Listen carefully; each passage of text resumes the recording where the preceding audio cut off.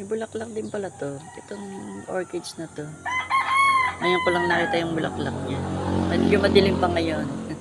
Time check, 5:28. 5:28 pa lang. Pero maliwanag na naman. Kaya lang medyo madilim pa dito yung side na to. Ala, yan yung orchids na maliliit yung dahon. Ito yung flower niya. Ngayon ko lang nakita yung bulaklak niya. Ayan o. Oh.